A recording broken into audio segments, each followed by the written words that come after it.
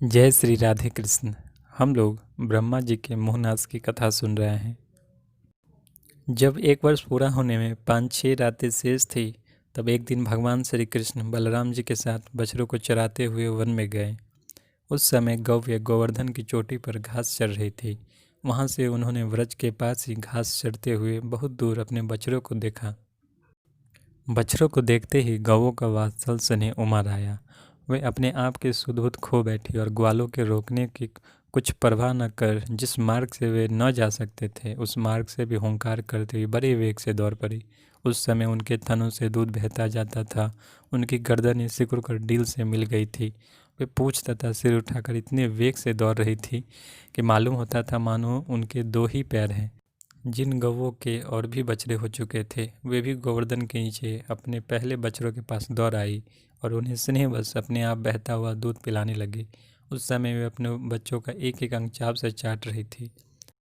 गोपों ने उन्हें रोकने का बहुत कुछ प्रयत्न किया, परंतु उनका सारा प्रयत्न व्यर्थ रहा। उन्होंने अपनी विफलता पर कुछ लज्जा और गायों पर बड़ा क्रोध आया। जब वे बहुत कष्ट उठाकर उस कठिन मार्ग से उस स्थान पर पहुँचे, तब उन्होंने बछड़ों के साथ अपने बालकों को भी देखा। अपने बच्चों को देखते ही उनका हृदय प्रेम रस से सराबोर हो गया। बालकों के प्रति अनुराग की बाढ़ आ गई। उनका क्रोध न जाने कहाँ हवा हो गया। उन्होंने अपने अपने बालकों को गोद में उठाकर हृदय से लगा लिया और उनका मस्तक सूंघकर अत्यंत आनंदित हुए। बूढ़े गोपों को अपने बालकों के आलिंगन से परम आनंद प्राप्त हुआ। वे निहाल हो गए। फिर बड़े कष्ट से उन्हें छोड़कर धीरे धीरे वहाँ से गए। जाने के बाद भी बालकों के और उनके आलिंगन के स्मरण से उनके नेत्रों से प्रेम के आंसू बहते रहे। बलराम जी ने देखा कि व्रजवासी गोप और गौवे और ग्वालिनों की उन संतानों पर भी, जिन्होंने अपनी माँ का दूध पीना छोड़ दिया है, क्षण प्रति क्षण प्रेम संपत्ति और उनके अनुरूप उत्कंठा बढ़ती ही जा रही है। तब वे विचार में पड़ गए, क्योंकि उन्हें इसका कारण मालूम न था। यह कैसी विचित्र बात है। सर्वात्मा श्री कृष्ण में व्रजवासियों का और मेरे जैसा पूर्व स्नेह है, वैसा ही इन बालकों और बछड़ों पर भी बढ़ता जा रहा है। यह कौन सी माया है, कहाँ से आई? यह किसी देवता की है, मनुष्यों की है अथवा असुरों की? परंतु क्या ऐसा भी संभव है? नहीं नहीं, यह तो मेरे प्रभु की ही माया है, और किसी भी माया में ऐसा सामर्थ्य नहीं जो मुझे मोहित कर ले। बलराम जी ने ऐसा विचार करके ज्ञान दृष्टि से देखा तो उन्होंने ऐसा मालूम हुआ कि इन सब बछड़ों और ग्वाल वालों के रूप में केवल श्री कृष्ण ही श्री कृष्ण है। तब उन्होंने श्री कृष्ण से कहा, भगवान, ये ग्वालवाल और बछड़े न देवता हैं न तो कोई ऋषि ही। इन भिन्न भिन्न रूपों का आश्रय लेने पर भी आप अकेले ही इन रूपों में प्रकाशित हो रहे हैं। कृपया स्पष्ट करके थोड़े में यह बतला दीजिए कि आप इस प्रकार बछड़े, बालक, सिंगी, रस्सी आदि के रूप में अलग अलग क्यों प्रकाशित हो रहे हैं। तब भगवान ने ब्रह्मा की सारी करतूत सुनाई और बलराम जी ने सब बातें जान ली। तब तक ब्रह्मा जी ब्रह्मलोक से व्रज में लौट आए। उनके कालमान से अब तक केवल एक त्रुटि का समय व्यतीत हुआ था। उन्होंने देखा कि भगवान श्री कृष्ण ग्वाल बाल और बछड़ों के साथ 1 साल पहले की भांति ही क्रिया कर रहे हैं। सोचने लगे कि गोकुल में जितने भी ग्वाल बाल और बछड़े थे, वे तो मेरी मायामयी सैया पर सो रहे हैं। उनको तो मैंने अपनी माया से अचेत कर दिया था, वे तब से सचेत नहीं हुए। तब मेरी माया से मोहित ग्वालबाल और बछड़ों के अतिरिक्त ये उतने ही दूसरे बालक तथा बछड़े कहाँ से आ गए जो 1 साल से भगवान के साथ खेल रहे हैं। ब्रह्मा जी ने दोनों स्थानों पर दोनों को देखा और बहुत देर तक ध्यान करके अपनी ज्ञान दृष्टि से उस रहस्य को खोलना चाहा, परंतु इन दोनों में से कौन पहले के ग्वाल बाल है और कौन पीछे के बना लिए गए, इनमें से कौन सच्चे हैं और कौन बनावटी, यह बात वे किसी प्रकार न समझ सके। भगवान श्री कृष्ण की माया में तो सभी मुग्ध हो रहे हैं, परंतु कोई भी माया मोह भगवान का स्पर्श नहीं कर सकता। ब्रह्मा जी उन्हीं भगवान श्री कृष्ण को अपनी माया से मोहित करने चले थे, किंतु उनको मोहित करना तो दूर रहा, वे अजन्मा होने पर भी अपनी ही माया से अपने आप मोहित हो गए। जिस प्रकार रात के घोर अंधकार में कोहरे के अंधकार का और दिन के प्रकाश में जुगनू के प्रकाश का पता नहीं चलता, वैसे ही जब क्षुद्र पुरुष महापुरुषों पर अपनी माया का प्रयोग करते हैं, तब वो उनका तो कुछ बिगाड़ नहीं सकती, अपना ही प्रभाव खो बैठती है।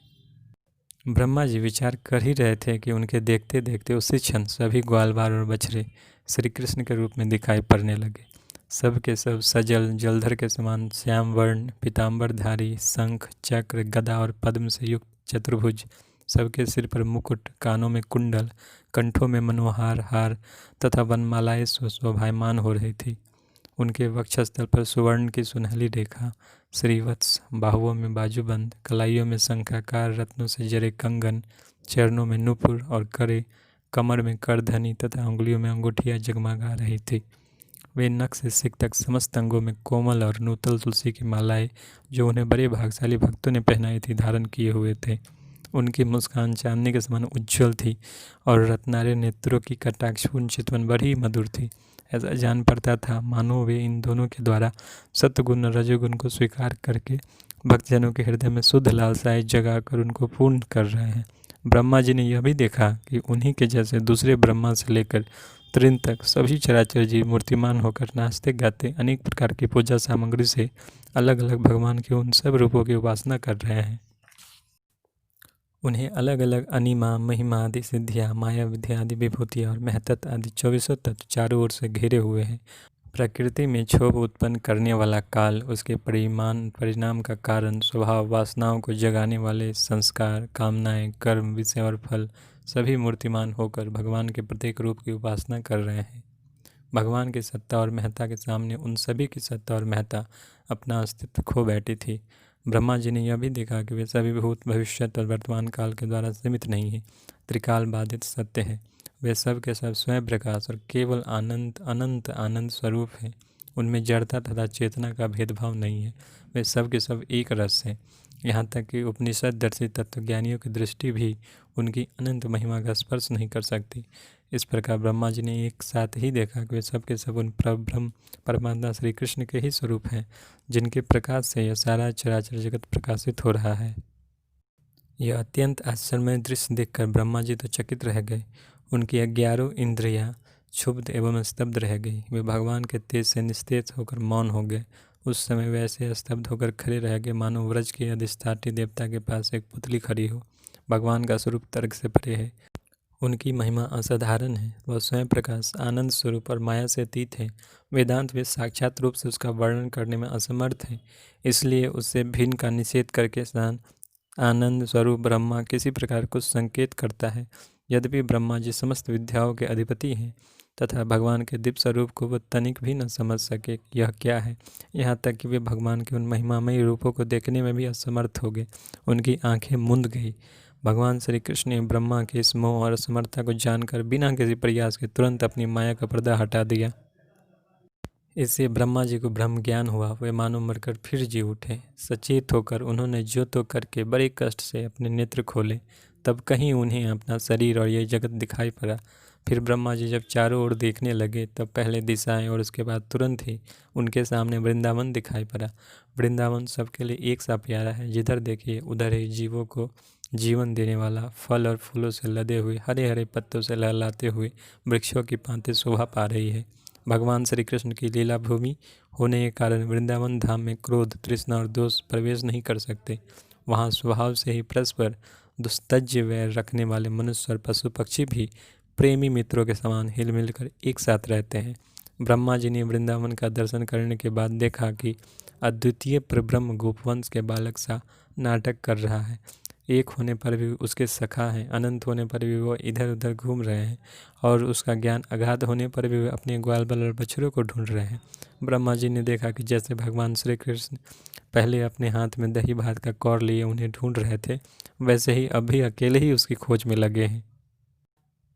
भगवान को देखते ही ब्रह्मा जी अपने वाहन हंस पर से कूद पड़े और सोने के समान चमकते हुए अपने शरीर के से पृथ्वी पर दंड की भांति गिर पड़े। उन्होंने अपने चारों मुकुट के अग्रभाग से भगवान के चरण कमलों का स्पर्श करके नमस्कार किया और आनंद की आंसुओं की धारा से उन्हें नहला दिया। वे भगवान श्री कृष्ण की पहले देखी हुई महिमा का बार बार स्मरण करते, उनके चरणों पर गिरते और उठ उठ कर फिर गिर पड़ते। इसी प्रकार बहुत देर तक वे भगवान के चरणों में ही पड़े रहे। फिर धीरे धीरे उठे और अपने नेत्रों के आंसू पोंछे। प्रेम और मुक्ति के एकमात्र उद्गम भगवान को देखकर उनका सिर झुक गया। वे कांपने लगे। अंजलि बांधकर बड़ी विनम्रता और एकाग्रता के साथ गदगद वाणी से भगवान की स्तुति करने लगे।